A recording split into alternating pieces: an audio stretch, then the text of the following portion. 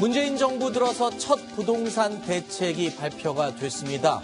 자, 부동산 대책, 특정 지역에 대해서 핀세트로 집어내듯이 대책을 실시하겠다고 하는데 어떤 내용인지 그 내용 먼저 살펴보도록 하겠습니다. 먼저 알기 쉽게 좀 설명을 해주시죠. 오늘 발표한 부동산 대책의 핵심이 뭡니까? 네, 저 몇 가지 설명을 먼저 좀 드리겠습니다. 청약 조정 대상 지역이라는 게 있습니다. 네. 작년에 집값이 많이 오를 때 11월 3일에 소위 113 대책을 정부가 내놨을 때 도입한 그런 규제인데요. 서울의 25개 구하고 경기도, 부산시 이런 그 부동산 경기가 많이 과열된 지역 37곳을 청약 조정 대상 지역으로 선정을 했는데요. 네. 여기에 3곳을 추가를 해서 경기 광명시, 부산 기장, 부산 진구를 포함을 해서요.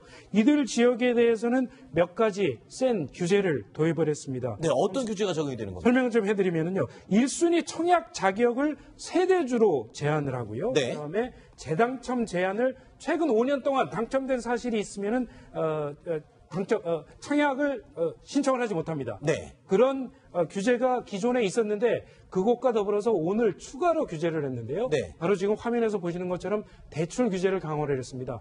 주택담보 인정 비율, 말하자면 집값에 비해서 얼마나 대출을 받을 수 있느냐 하는 네. 비율인데요. 지금까지는 70%까지 대출을 받을 수 있었는데 60%로 줄고요. 그다음에 DTI라는 것은 소득에 비해서 얼마나 대출을 받을 수 있느냐를 따지는 비율입니다. 네. 그것 역시 60%에서 50%로 대출 규제를 강화를 한 내용이 주요 내용입니다. 네, 그러니까 집값이 뛰는 것으로 의심되는 그 지역에 대해서는 그러니까 집값을 담보로 대출받을 수 있는 집값의 70%까지 대출을 받을 수 있었는데 네. 지금 60%로 그만큼 대출받을 수 있는 돈이 줄어든 거고요. 그렇죠. 그리고 또 두 번째로 내가 1년 동안 버는 연봉의 60%까지 가능했던 게 지금 50%로 줄었고 이렇게 되면은 집을 살 수 있는 돈이 적어지기 때문에 그만큼 집을 거래할 수 있는 그런 분위기가 수요가 줄어들겠죠. 그렇군요. 네. 예를 좀 하나 들어보면은요. 예를 네. 들어서 5억 원 하는 집을 대출을 받아서 산다라고 하면 지금까지는 70% 말하자면 3억 5천만 원까지 대출을 받을 수 있었는데 네. 앞으로는 60% 3억 원까지만 대출을 받을 수 있다. 네. 5천만 원이 줄어들게 되겠죠.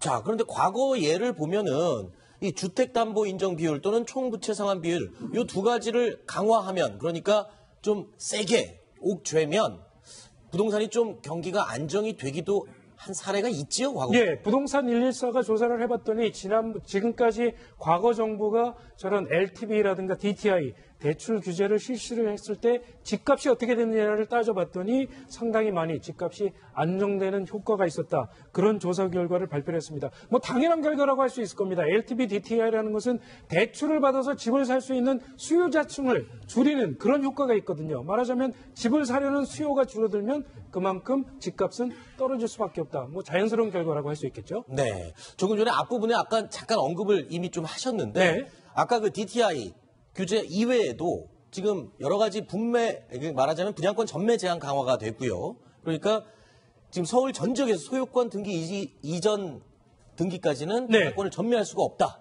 이건 어떻게 되는지. 사실은 이 조치가 오늘 정부가 발표한 조치 중에 가장 주목되는 조치다 이렇게 말씀드릴 수 있겠습니다. 네. 지금까지는 분양을 받은 다음에 이 분양권을 내가 입주하기 전에도 얼마든지 사고 팔 수가 있었습니다. 네. 특히 서울 강남 4구 같은 경우에는 입주할 때까지 팔고 사고 하지 못했는데 나머지 지역 강북 지역 같은 경우에는 1년 6개월 정도만 사고 팔지 못하고 나머지 기간에는 얼마든지 사고 팔 수 있었습니다. 그래서 네.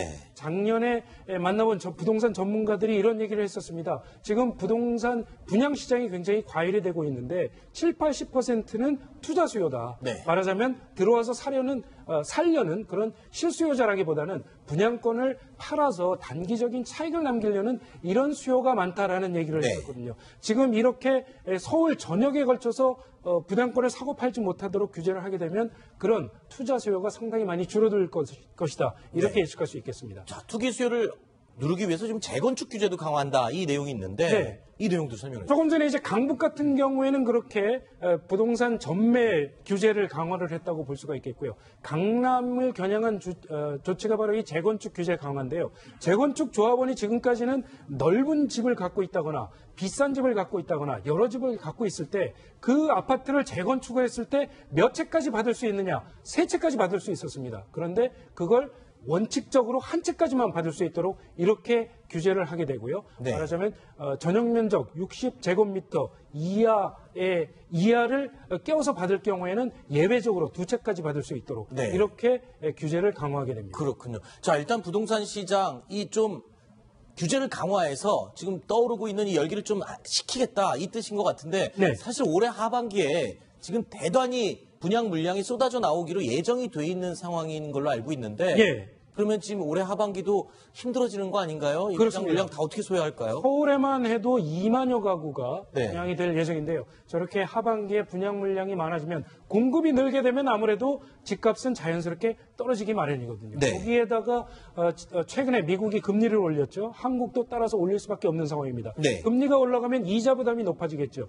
이자 부담이 부담스러운 분들은 아무래도 대출을 받아서 집을 사려는 수요는 줄어들 수밖에 없겠죠. 네. 수요는 조금 줄고 공급은 늘고 집값이 어느 정도 조정될 수밖에 없겠다. 네. 이런 게 대체적인 시장의 전망입니다. 아. 그래서 오늘 정부가 내놓은 규제에도 보면은요, 과열된 일부 지역에 대해서 규제를 강화를 하는 그런 핀셋 규제를 내놨거든요. 네. 그게 바로 정부의 그런 고민을 담고 있는 조치다 이렇게 얘기할 수 있겠습니다. 비수도권 또는 다른 지방에 대해서는 별다른 규제 조치를 오늘 내놓지 않았습니다. 그렇군요. 조금 전에 설명을 상세하게 해주셨던 이 대출 규제 당장 7월 3일부터 지금 실시가 된다고 하는데 그러면 안 그래도 실수요자들 지금 집 살려고 마음먹었던 사람들은 7월 3일 이전에 지금 빨리 거래를 해야 되는 건가요? 네, 첫 번째는요. 우선 지금 정부가 억누르려고 하는 것은 투자 수요, 소위 말하는 투기 수요자들입니다. 네네. 실수요자들은 보호해서 실수요자들의 부동산 거래는 부추기겠다 하는 네. 게 정부의 기본적인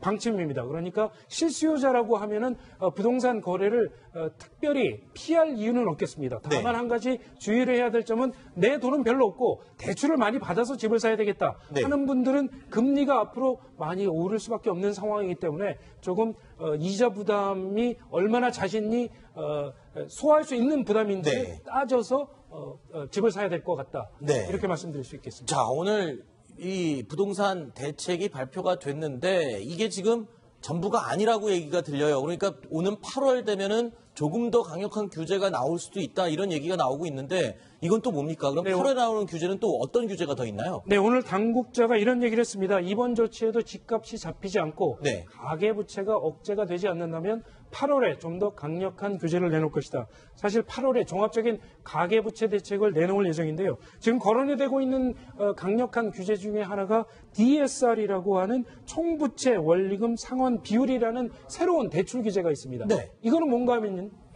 하면요. LTV나 DTI는 부동산 담보대출에만 적용되는 규제입니다. 네. 그런데 DSR은 부동산 담보대출뿐만 아니라 일반 신용대출 또는 카드론 네. 모든 대출에 대해서 적용이 되는 거거든요. 그렇군요. 그만큼 더 대출 금액이 줄어들게 마련이죠. 꿀 수 있는 돈이 적어지는 그렇습니다. 거잖아요. 그러면 수요는 더욱더 줄어들 것이고요. 그렇군요. DSR을 도입할 수도 있다. 이런 얘기도 나오고 있고요. 뭐 다른 여러 가지 규제를 지금 검토를 하고 있는 것 같습니다. 전체적으로 보면 일단 부동산 투기를 하기 위해서 은행에서 빌리는 돈을 제한하게 해서 일단 뜨거운 지역은 좀 막아보겠다. 지금 그 얘기인 것 같은데 그런데요. 이 강남 집값 그리고 또 그 이외의 특정 지역의 집값은 단순히 투기뿐만 아니라 교육 문제 가지고도 집값이 들썩이기도 합니다. 그런데 이번 정권 들어서요. 자사고, 특목고 폐지를 지금 강력하게 추진하고 있는데 과거 정권에서도 사실은 이 자사고, 특목고를 폐지했던 시도가 있었어요. 그런데 이번 정권에서 이렇게 유난히 밀어붙이는 이유는 뭡니까? 예, 과거에도 이런 이야기들이 계속 선거 때마다 반복돼서 나오기도 했었는데요. 지금 정부에서는 교육부 장관 후보자나 그리고 서울, 경기 등 이 수도권 지역을 중심으로 한 주요 지역 교육감, 지역 교육감들이 모두 친전교조 성향 그리고 전교조 출신 이런 분들이 많이 당선되고 임명장을 받기 일보 직전이다 보니까 양쪽의 주장이 똑같이 일치가 되고 있습니다. 과거에는 서로 달랐거든요. 그래서 어느 한쪽이 폐지를 하려고 해도 잘 안 됐었지만 지금은 양쪽의 요구가 똑같이 일치되고 있기 때문에 그 어느 때보다도 자사고, 외고의 폐지가 현실화될 가능성이 아주 높은 시기입니다. 네.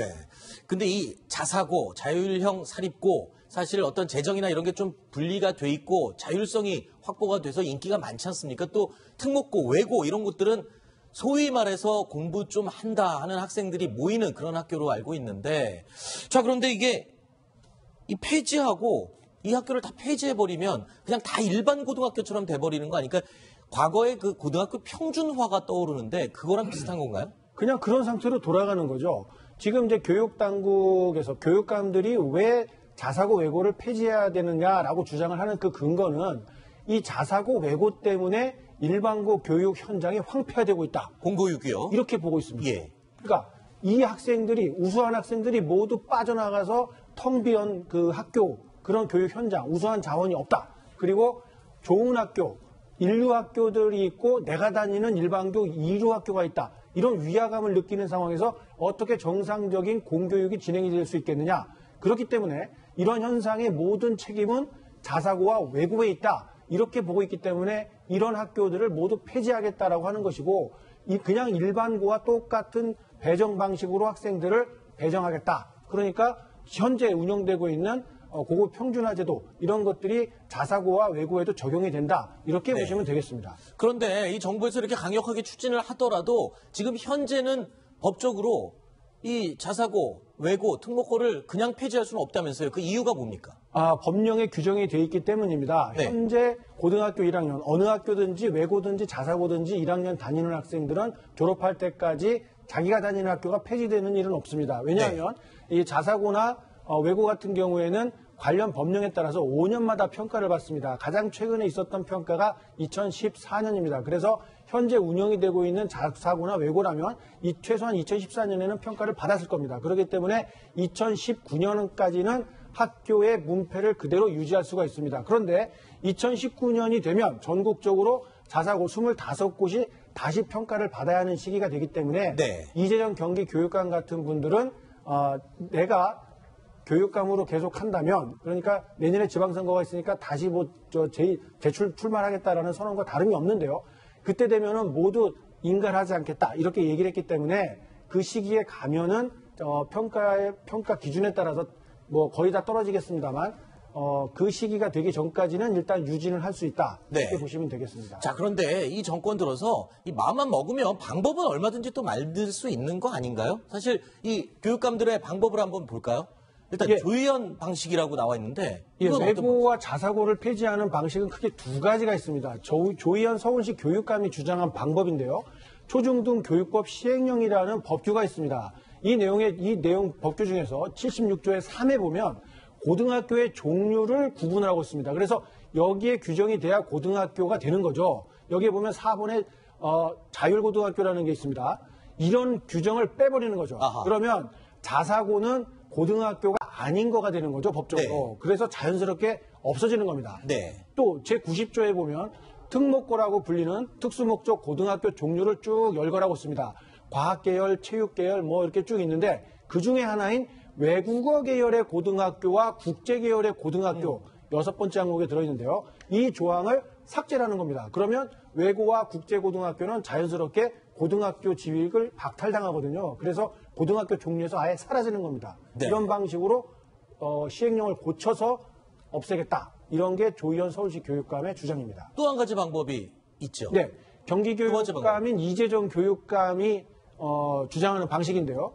교육감이 행사할 수 있는 권한, 5년마다 평가를 해서 외고 자사고를 유지를 할 것이냐 없앨 것이냐 이렇게 결정을 할 수가 있는데요.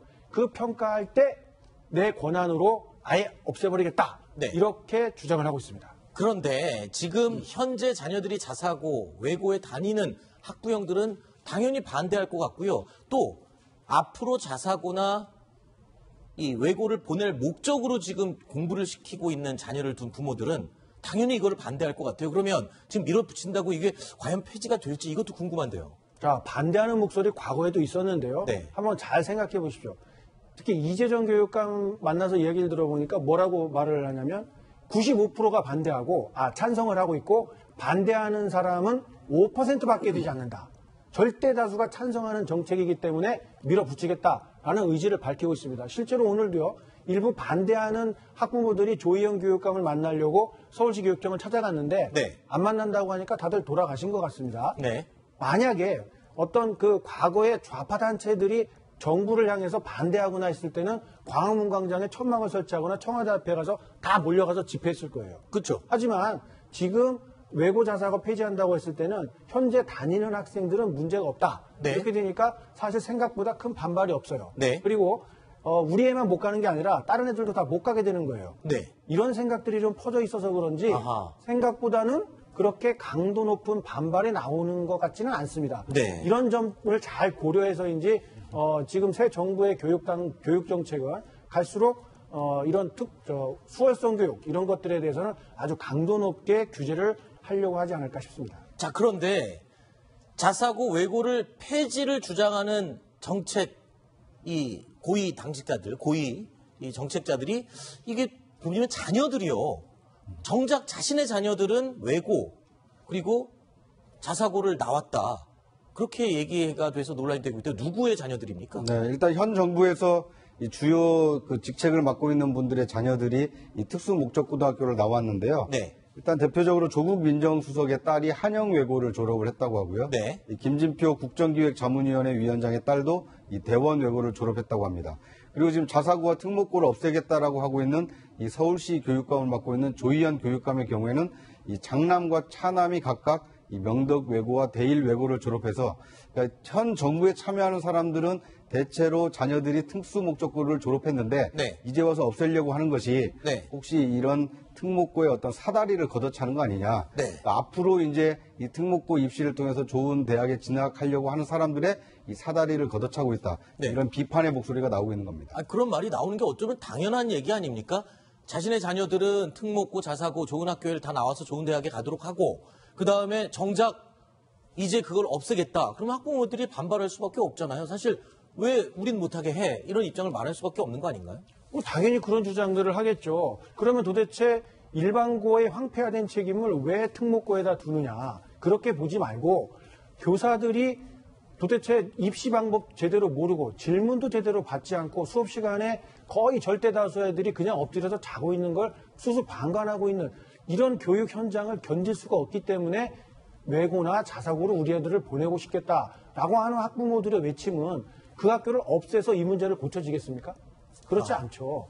교사들을 어떻게 하면 자질을 끌어올리고 학생들의 수준에 맞는 수업을 어떻게 하면 진행할 수 있을까? 네. 이걸 현실적으로 인정해야 되는데 그냥 수수방관하고 내신면 끝나서 고3 학생들이 학원으로 가는 그런 현실을 방치한 채 사교육 심화시키는 네. 문제점들을 자사고와 외고가 있다라고 그냥 대문만 쾅쾅쾅 친다고 해서 네. 이 황폐화된 일반고가 교육 현실이 좋아지는 게 아니거든요. 네. 이런 개선 방안부터 내놔야지. 그리고 나서 이 학교들의 어떤 문제점들을 지적한다면 객관적으로 호응을 얻을 수 있을 것 같습니다. 하지만 이렇지 않고서는 너무 일방적으로 진행을 하는 것은 네네. 수월성 교육, 국제적인 경쟁력을 떠나서 안에서 일반고에 한번 가서 어떻게 하고 있는지 한번 보고 나서 그런 이야기들을 했으면 좋겠습니다. 네. 그런데요. 지금 아까 폐지되는 학교가 외고 그리고 자사고란 말입니다. 근데 과학고는 폐지에 포함되지 않았어요. 그러면 과학고로 아이들이 또 몰릴 수밖에 없을 테고 또 일반고로 전환된 과거 자사고는 학부형들한테 여전히 인기를 끌 거란 말이에요. 이름만 바뀐 거지 그 학교가 어디로 사라지는 건 아니지 않습니까? 이렇게 되면 그 학교가 있는 지역으로 또 학생들이 몰리고 그 지역 집값이 또 오르겠다. 이런 또 우려가 있거든요. 여러 가지 부작용이 나올 겁니다. 네. 교육 현장의 부동산도 마찬가지고 교육도 정부가 함부로 손대면 부작용, 풍선 효과 여태까지 숱하게 겪지 않았습니까? 과학고등학교는 그 사교육의 병폐가 없다라고 아주 단언하듯이 말하면서 그냥 놔두겠다고 하는데 대치동 학원가 한번 살펴보세요. 과학고반 얼마나 많이 암암리에 편성이 돼 있습니까? 네. 이런 것도 외면한 채 과학고는 살려두겠다? 사교육의 병폐를 누가 일으키고 있나? 그런 잣대로 보면 마찬가지예요. 네. 그리고 나서 아까 우리 앵커도 지적한 것처럼 일단 자사고 없어지면은 그냥 없어지겠어요? 일반고 되면 그 학교로 또 선호하는 여러 그렇죠. 가지 부작용이 또 생기게 돼 있어요. 네. 일반고에 대한 전체적인 학력 교사들의 가르치는 지도 수준 그리고 동아리 활동에서부터 지금 학생부 종합전형이 대세를 이루고 있는 지금 대학 입시 전형에 맞춤형 교육을 할 수 있느냐? 어느 일반고가 그걸 할 수 있어요? 네. 강남 지역에 있는 일부 일반고를 제외한 전국적인 어느 일반고도 그런 수준이 되지 않고 있거든요. 네. 그런 학부모들의 불만과 요구가 있다는 점을 교육당국이 그거부터 해결을 해줘야죠. 그런데 조금 너무 지나친 우려일 수도 있겠지만 아까 앞부분에 네. 부동산 대책 발표에서 집값 잡는다고 특히 강남 지역, 특정 지역 얘기하셨잖아요. 그런데 신문에 보니까요.